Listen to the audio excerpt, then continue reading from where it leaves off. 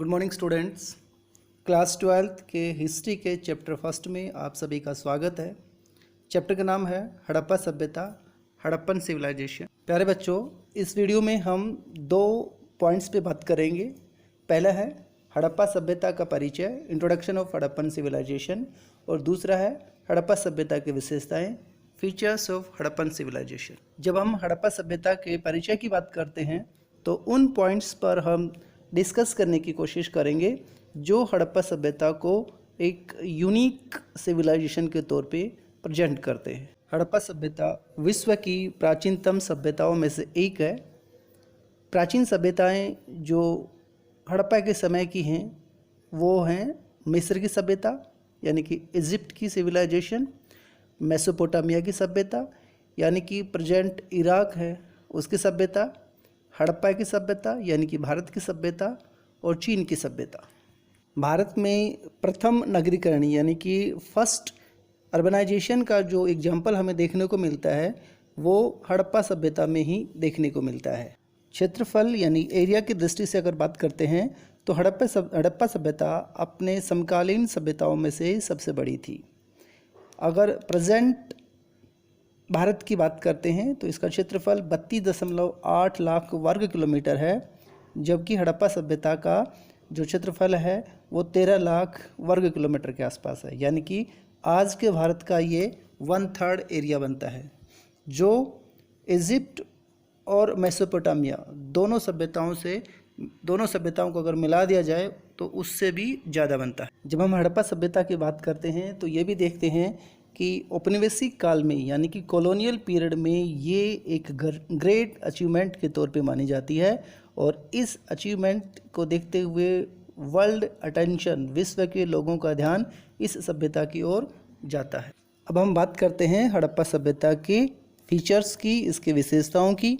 इसकी पहली विशेषता है कि ये एक नगरीय सभ्यता है, यानी कि ये एक अर्बन सिविलाइजेशन है। इसमें अनेक नगरों का विकास हमें देखने को मिलता है। प्रमुख नगरों का नाम है हड़प्पा, मोहनजोदाड़ो, कालीबंगा, लोथल, सुतकांगेडोर इत्यादि। इस सभ्यता की दूसरी विशेषता है कि ये एक सुनियोजित सभ्यता थी, यानी कि एक वेल प्लान्ड सिविलाइजेशन थी, जिसमें नालियाँ, गलियाँ, इन सभी की पहले से प्लानिंग की गई थी। ऐसा लगता है कि जैसे आजकल हम बिल्डिंग का डायग्राम बनाते हैं उस हिसाब से पहले इस पूरे एरिया का प्लानिंग की गई। पहले गलियां और नालियों को अरेंज किया गया, उसके बाद फिर घर बनाए गए, और घर भी सभी एक सीक्वेंस में बनाए गए हैं पूरी प्लानिंग के साथ, जिसमें साफ़ सफाई का और रोशनी का, हवा का, इन सभी का पूरा ध्यान रखा गया है। हड़प्पा सभ्यता की तीसरी विशेषता है कि ये एक कांस्य युगीन सभ्यता थी, यानी कि Harappan civilisation was a bronze age civilisation. कांसा जो धातु होती है वो तांबा और टिन दो धातुओं को मिलकर बनाई जाती है। इसमें तांबे में टिन इसलिए मिलाया जाता है ताकि वो स्ट्रोंग बन सके। हालांकि आप लोग जानते हैं कि लोहे का आविष्कार बाद में होता है, इसलिए कांसा जो धातु है उसके टूल्स, वेपन्स इस सभ्यता में मुख्य रूप से हमें देखने को मिलते हैं। हड़प्पा सभ्यता की अगली विशेषता है कि ये एक केंद्रीकृत शासन व्यवस्था थी, यानी कि एक सेंट्रलाइज्ड पॉलिटिकल सिस्टम इसमें हमें देखने को मिलता है। हालांकि हड़प्पा सभ्यता के रूलर्स कौन थे इस बारे में जो हिस्टोरियंस हैं वो सभी एक मत नहीं है। कुछ का मानना है कि यहाँ पे जो शिल्पी है यानी कि व्यापारी लोग हैं वो इस सभ्यता में मुख्य भूमिका निभाते थे। किसी का मानना है कि हड़प्पा और मोहनजोदाड़ो दो अलग अलग कैपिटल थी जहाँ से इस पूरी सभ्यता को गवर्न किया जाता था।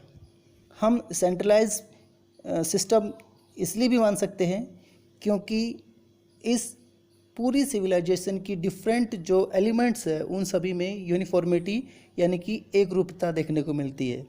चाहे वो स्क्रिप्ट की बात हो, चाहे वो टूल्स की बात हो, चाहे वो बीड्स, ऑर्नामेंट्स या और किसी भी प्रकार के सामान के प्रोडक्शन की बात हो, चाहे वो ईंटों की बात हो, चाहे गलियों की बात हो, सब जगह हमें एक जैसा सिस्टम देखने को मिलता है। इस बेस पे हम कह सकते हैं कि ये एक सेंट्रलाइज्ड सभ्यता थी।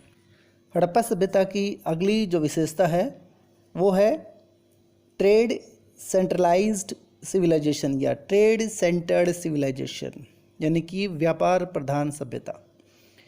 हालांकि हड़प्पा सभ्यता में नगर देखने को मिलते हैं और 9 बड़े बड़े नगरों को यहाँ पे देखने का हमारे पास एग्जांपल्स हैं, कोई छोटे नगर भी हैं, और इन सभी के बेसिस पे हम ये कह सकते हैं कि हड़प्पा सभ्यता एक व्यापार आधारित सभ्यता थी।